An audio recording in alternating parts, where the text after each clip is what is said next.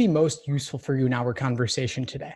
Yeah, so I'm taking your study plan, which, by the way, like heads and toes better than anything else I've ever tried to do on my own. So thank you for that.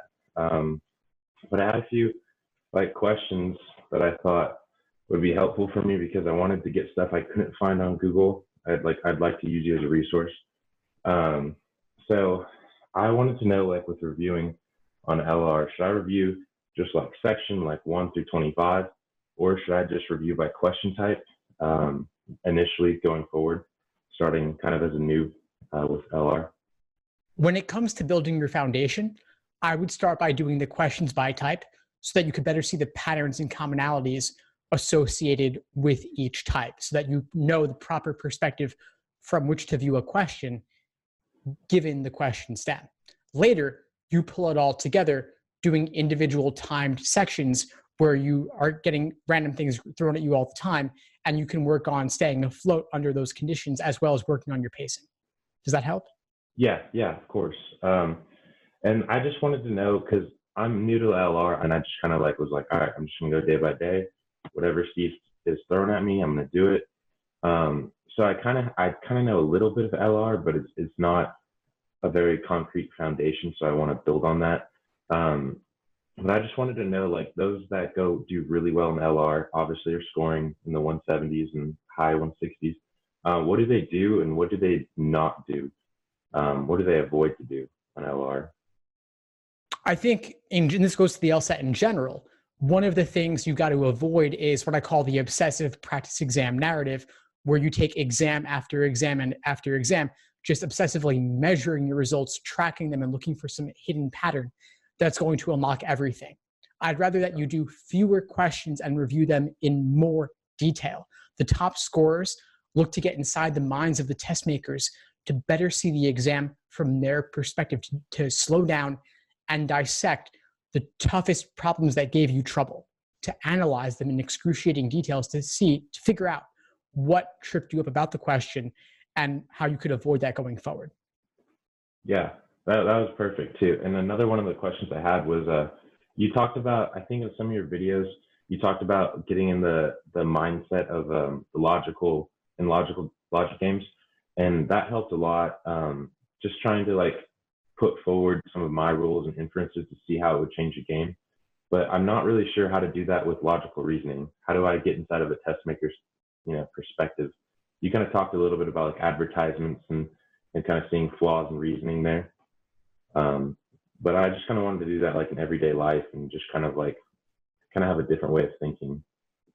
Yeah, so in everyday life with arguments there, you want to learn to be more critical and skeptical and really take the literal meaning of what people are saying. Because a lot of times people will speak imprecisely, and that could be by accident if it's friends and family. But then when it comes to arguments you see in the media and politicians and flaws there, it's a whole different story where they're engaging in personal attacks, or they're taking the absence of evidence to be the evidence of absence of evidence.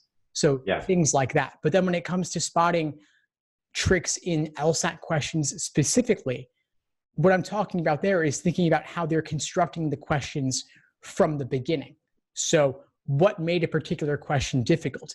It may be that there was the conclusion buried in the middle of the argument, not at the beginning, not at the end, where we typically expect to see it. Or they might require you to take the contrapositive of a statement in order to better link together two conditional statements. Or they might use confusing words like unless, except, until, and without. And so a tougher question will involve all of these things and more. An easier question might involve only one trick like that. Mm-hmm. Okay, that makes a lot more sense. I also see a lot of people that kind of make their own logical reasoning questions on some of the Facebook forums. They're a little confusing, and I know I stayed away from Kaplan just because of that idea, because they make their own questions and they kind of are, they're parallel to LSAC, but they're not completely similar. Is that a good thing to practice? Maybe practice making your own LR questions just for yourself to kind of get in that test mode, or would you as an exercise, I think it's interesting to explore, but I certainly wouldn't focus on doing fake LSAT questions written by others, because a lot of them are unrealistic and they're not written with the same degree of precision that LSAT requires. I actually know a guy who used to write actual LSAT questions. I've done a number of interviews with him on the YouTube channel and also written interviews as well. And even when he would submit LSAT questions to LSAC, they would reject the majority of them, at least initially. Wow. And this was someone they had handpicked and hired who was a philosophy PhD. Yeah. And so someone who's teaching the LSAT on the side or a fellow student, they don't have enough exposure to what LSAT questions are really like and what goes into making them. And I know obviously LSAC has strict copyright requirements, and so we can't publish actual questions. And so fake ones often fill that gap, but it's unfortunate because the fake ones aren't nearly as good and they're not close enough to what you'll see on test day. So I would stay away from those. Sure. And then I just wanted to kind of go forward. I feel really confident with logic games. I haven't touched a single thing on RC yet, just because I understand that, it's going to be like games. You literally have to comprehend reading. So I think for me to do really well in the LSAT, I'm going to have to do really well in logical reasoning.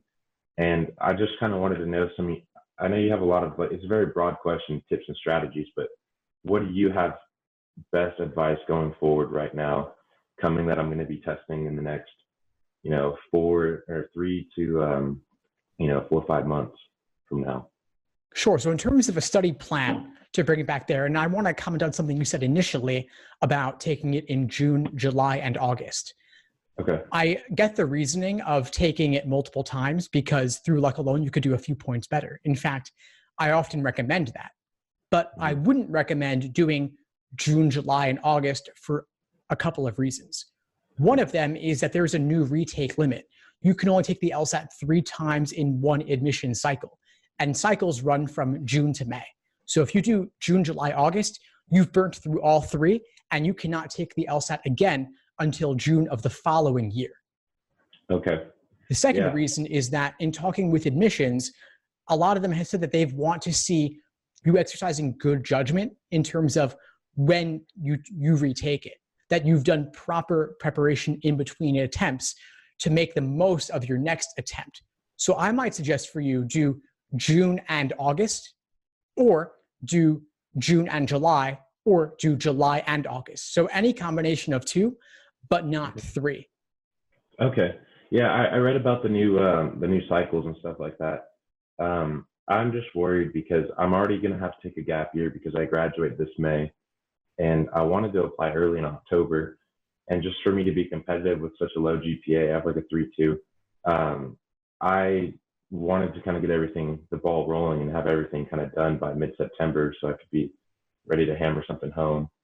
But would you suggest doing the October test if I was going to apply maybe October or maybe a little early in November? Does that hurt my chances too much, or? Not too much, no. Okay. Applying early matters much less than it used to. And taking the October LSAT and still applying in November is perfectly reasonable. I would not consider that late by any stretch. And so I would say, if you think you can be reasonably ready by June, take it in June, and then also perhaps take it in August. And then if between those 2 test dates, you don't feel done and you feel like you could still do significantly better, then you might want to add on October as well. But one of the things I like about taking consecutive LSATs, although not 3 consecutive, maximum 2 consecutive, is that you've only got to stay fresh on the LSAT for another 4 weeks or so. And then you could potentially be done after that. And staying fresh might only require doing another timed exam per week and reviewing it. That alone might be enough depending on what your goals are for the retake. But through luck alone, you could do maybe at least 3 points better without even improving your understanding.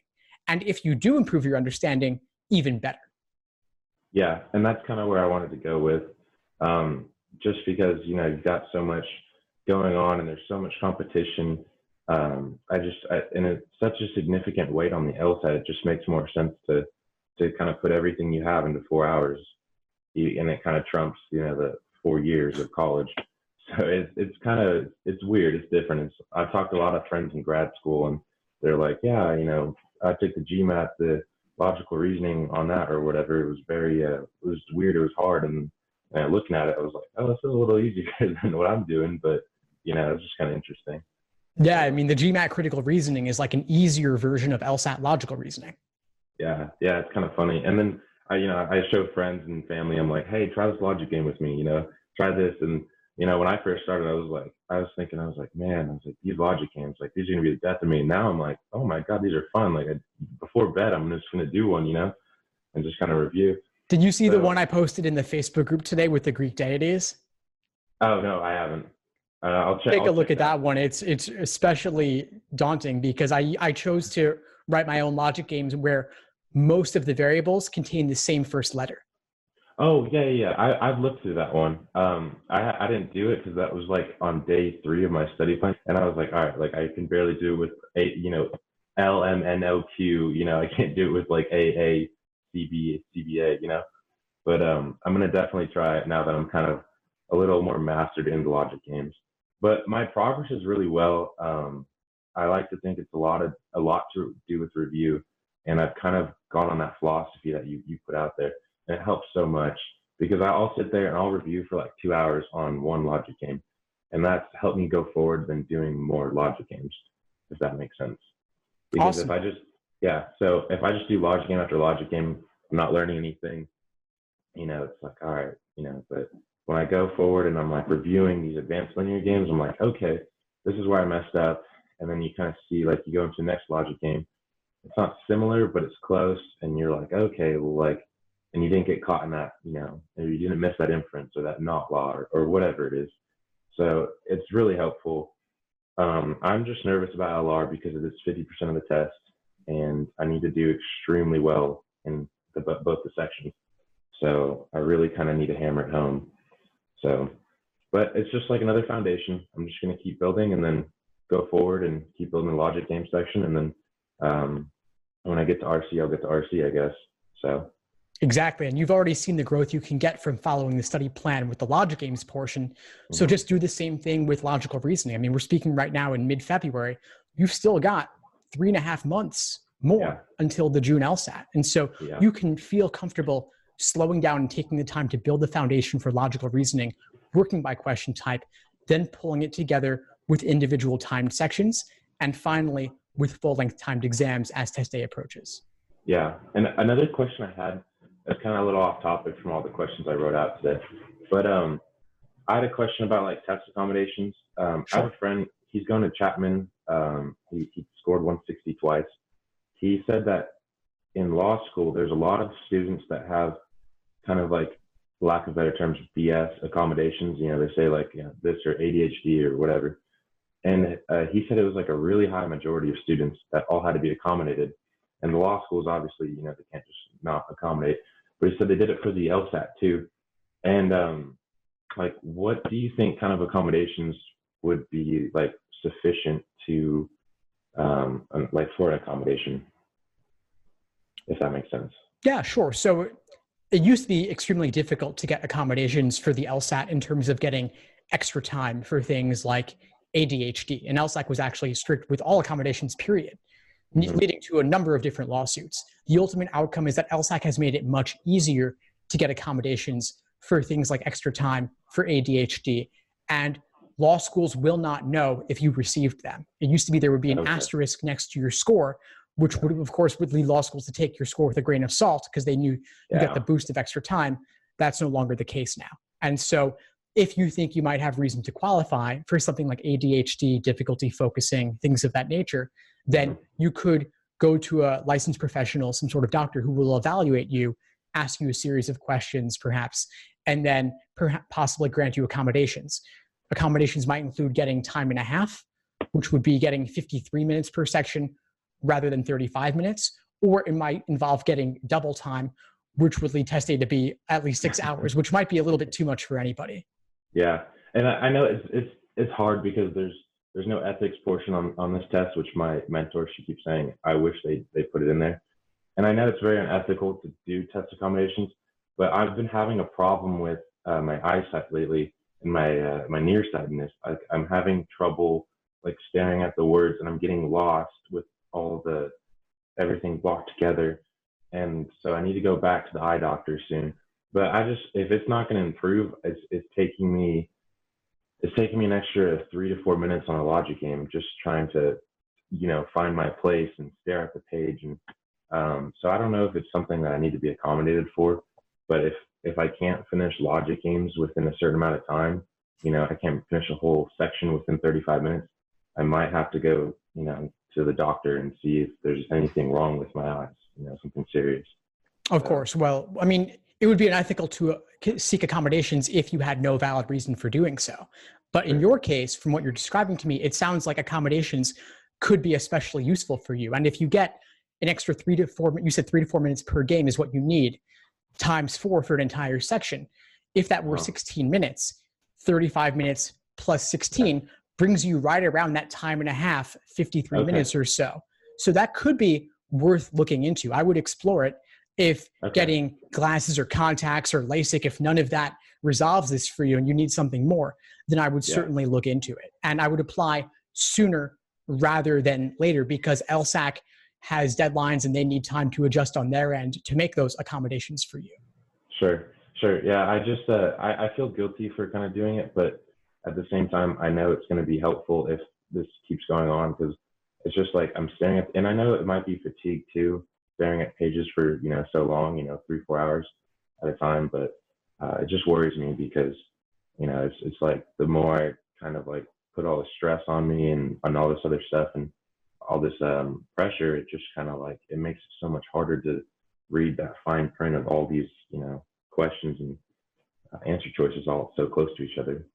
So I don't know if it would be like dyslexia or mild dyslexia or something, but it definitely does take me a lot more longer. So, but yeah, I'm just going to go through your study plan. And I also want to say thank you a lot for taking me today. Thank you a lot for all the free advice you give and all the effort you put in. I did my due diligence of research before I kind of like started. I went through the Facebook forums. They were a good, helpful tool. I visited websites. I looked through like reviews and stuff. So I got to say, like, out of everyone I've looked, you've done your due diligence, and you've been doing this, you've been teaching this test since I was like 8 years old. So it's crazy. So awesome. Well, I'm really glad I've been able to help you. It's been a pleasure to connect with you, and I'm glad to be part of your LSAT journey. Please let me know if I can help in any way as you move forward. And before we sign off, what would you say is the biggest insight you got from our call today? Okay. So my biggest insight, I got to say it was probably with just helping understanding different things on review. Like it sucks because I feel great on logic games, but logical reasoning, I'm just new, so I don't really know what I'm kind of missing yet, if that makes sense. But I think helping set up this base for review is going to be extremely helpful. And I'm just really excited to hammer home LR already, because it's just so satisfying to keep building and building. So but I'm excited for that. And I also wanted to kind of give back to you, because you just do so much, and I think it's incredible. I think it's really awesome. So it makes me feel more encouraged to study. So it's like I bought your study plan. I'm like, hey, like tell all my friends, I'm like, hey, you need to get the study plan, because like, and it's night and day difference. So because before I was like, all right, I'm gonna start with logical reasoning, because logically it's 50% of the test. And I'm going to start with each question type, and I'm going to put it on my wall, like each question type and notes underneath it. And I was like, and then, you kind of get sidetracked and all this other stuff. But when things are structured, like you put it, it's just, it's like you're falling down the rabbit hole, just perfect, So it's been a very fun journey so far. I can't wait to actually sit down and test.